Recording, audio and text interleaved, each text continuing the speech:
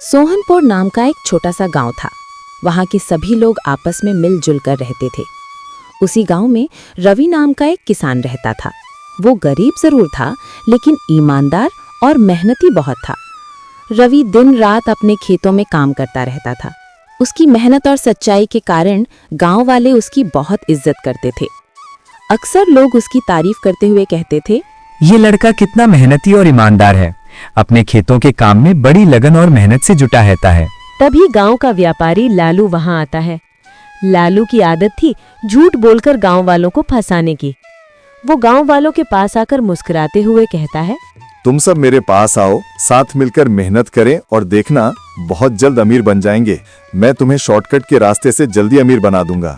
तभी गांव का एक व्यक्ति गांव वाले को रोकते हुए कहता है, सच्चाई से बड़ी कोई दौलत नहीं होती, क्योंकि इसमें ईमानदारी और सुकून दोनों हैं। हमें हमेशा सच्चाई के रास्ते पर चलना चाहिए। शॉर्टकट के रास्ते से आखिर में सिर्फ नुकसान ही होता है। गांव के कुछ लोग लालू की बातों में आ जाते हैं। वे उससे कर्ज लेकर दिखावटी अमीरी दिखाने लगते हैं। फिर वे रवि के पास जाकर उसे चिढ़ाते हुए कहते हैं, देख रवि, मैं तो अमीर बन गया। अगर तू भी लालू की बात मान लेता तो तेरे पास भी अच्छा पैसा होता। यूं फालतू की मेहनत करने की जरूरत नहीं पड़ती।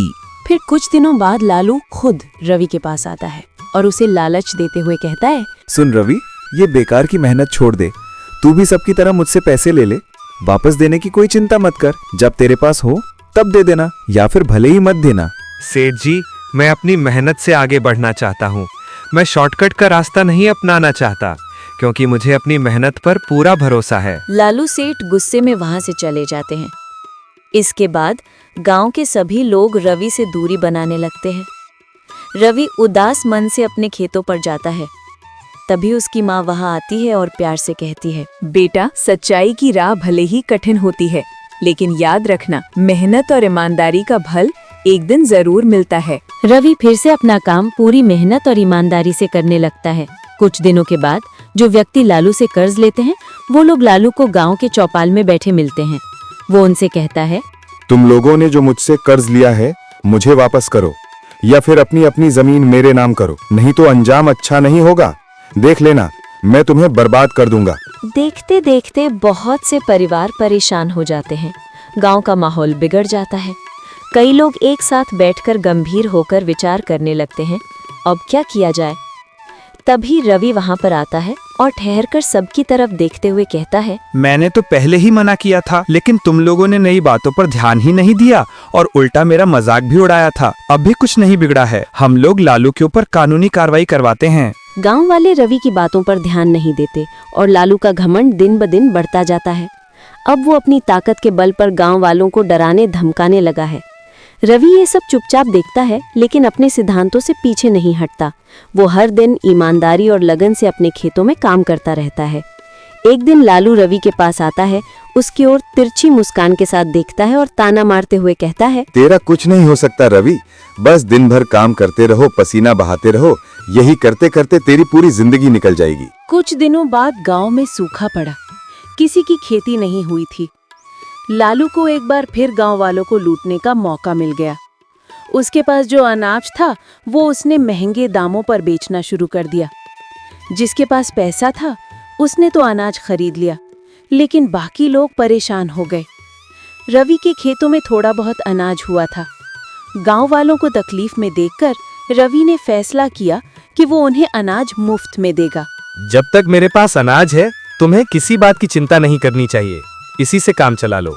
यह बात लालू को पता चलती है कि रवि गांव वालों को मुफ्त में अनाज दे रहा है। लालू गुस्से में तिलमिलाता हुआ रवि के पास जाता है और कहता है, रवि, तू आखिर मुझे बदनाम करना क्यों चाहता है? पूरे गांव में मेरी इज्जत का मजाक बना दिया है तूने। सबको मुफ्त में अनाज क्यों बांट रहा है? सेठ जी, दौलत बांटने से बढ़ती है, छीनने से नहीं। ये बात हमेशा याद रखिएगा।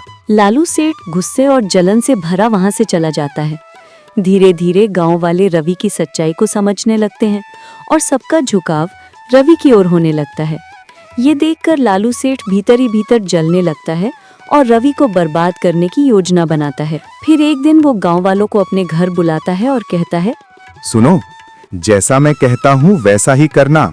मैं तुम सबको अनाज मुफ्त में दूंगा, बस मेरा साथ देना। मैं रवि पर चोरी का इल्जाम लगा रहा हूँ। जो मैं कहूँ वही कहना और गवाही देना। ऐसा कहना कि रवि ने मेरा अनाज चुराया है। फिर अगले दिन पंचायत बुलाई जाती है। गांव के लोग इकट्ठा होते हैं। रवि को भी बुलाया जाता है। सरपंच रवि से पूछते हैं, रवि, तुमने लालू के घर चोरी क्यों की है? सरपंच जी, मैंने लालू के घर कोई चोरी नहीं की है। मैं गरीब जरूर हूँ लेकिन चोर नहीं हूँ। सरपंच जी, मेरे पास गवाह है। बताओ रामू।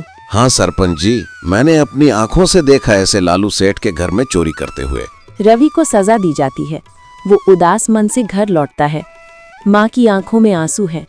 तब रवि माँ से धीरे से कहता है, याद रखना माँ, सच्चाई देर से भले ही जीतती है लेकिन हारती कभी नहीं है। तभी वहाँ पर एक गांव का बच्चा आता है और वो कहता है, रवि चाचा, मैंने लालू चाचा को चोरी करते हुए देखा है।